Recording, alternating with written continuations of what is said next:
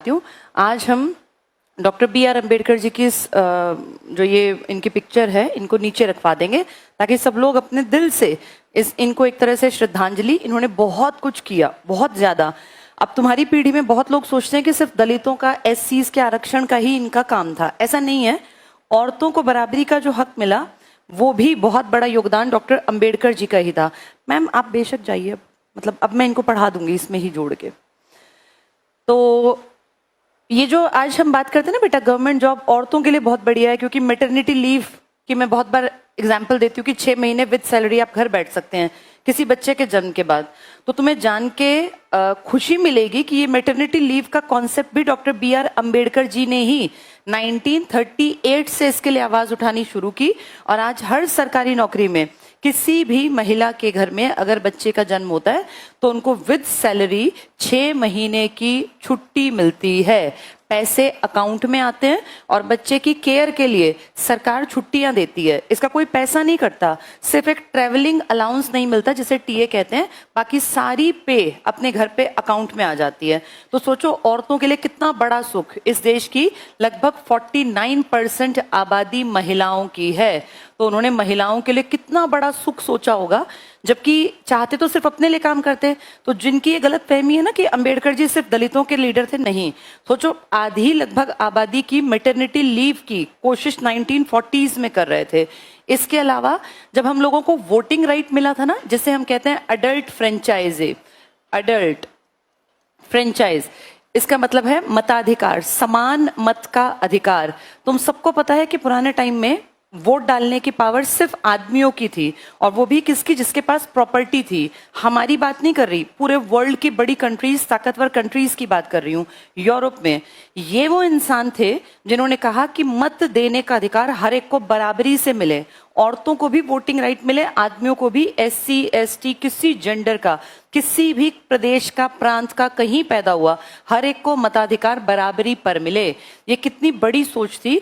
Imagine करो विदेशों में, यूरोप जिसको हम कहते हैं बहुत एडवांस्ड, पढ़े लिखे, बहुत ज्यादा काबिल दुनिया पे जिन्होंने राज किया, उन लोगों की महिलाओं को, उनकी बहन बेटियों को, उनकी पत्नियों को सड़कों पे उतरना पड़ा और अपने ढोल नगाड़े बजाने पड़े ताकि उनके वोटिंग राइट की बात उनके संसद तक पहुंचे। और हम प्राउड से कहते हैं कि आजादी से पहले हमारे देश में ये कॉन्सेप्ट आ गया था कि मताधिकार मिलेगा तो सबको मिलेगा, चाहे वो मेल हो या फीमेल।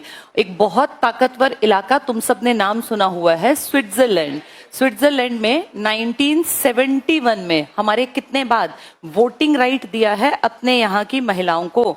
तो इमेजिन करो हम कितने ब्लेस्ड हैं। इस देश में एक आदमी की सोच थी कि औरत आदमी बराबर हो। औरतों को आज हमें लगता है संपत्ति में अधिकार अब मिल गया, अब नहीं मिला। औरतों को संपत्ति में अधिकार मिलने की बात बहुत पहले डॉक्टर B.R. अम्बेडकर ने ही उठा दी थी कि औरतों को भी अपने पिता की संपत्ति में, बेटियों को भी बराबर का हक मिले।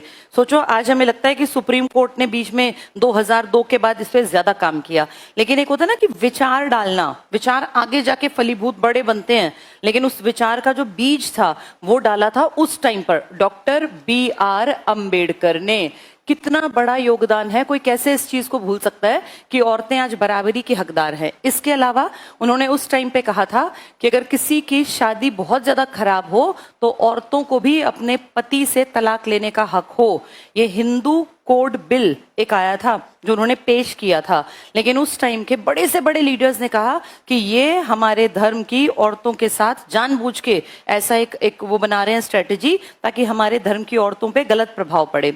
उस टाइम लोग इनकी बात को नहीं समझे और इन्होंने अपने पद से त्यागपत्र दे दिया कि मेरी बात को तुम आज समझ नहीं पा रहे, शायद मैं समझा नहीं पा रहा, तो मैं इस पद पे रहने लायक भी नहीं हूँ। आज हमें कितना नॉर्मल लगता है कि किसी भी औरत की अगर शादी बहुत खराब है, बहुत ज्यादा उसको एक्सप्लॉइट करते हैं, मारपीट करते हैं, दहेज के लिए प्रताड़ित करते हैं, तो वो जैसे एक आदमी तलाक लेने का हकदार था, ऐसे ही एक औरत भी तलाक लेने की हकदार है। उसको संपत्ति में बराबर का हक मिलेगा, उसे मैटरनिटी लीव मिलेगी। ये सब चीजें जो आज तुम्हें बहुत आसान दिख रही है ना, इनके लिए बहुत बड़ी लड़ाई लड़ी डॉक्टर B.R. अम्बेडकर ने, और दलितों के लिए तो लड़ी ही लड़ी है। ये तो मैं औरतों की बात कर रही हूँ। दलितों की लड़ाई को तो हम भूल ही नहीं सकते, उन्होंने कितना ज्यादा काम किया। तो ऐसे इंसान को आने वाली पीढ़ियां जानती रहें, ऐसा ना हो ये कहीं परतों में दब जाएं।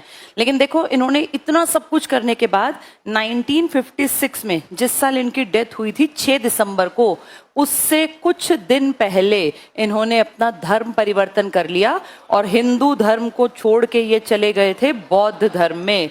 और इनकी पावर का अंदाजा इस बात से लगाओ कि इनके धर्म परिवर्तन के ही अगले दिन लाखों लोगों ने अपना धर्म बदला, जो सब इनसे इम्प्रेस थे। उन सब ने हिंदू धर्म छोड़ दिया और बौद्ध धर्म की तरफ वो कन्वर्ट हो गए।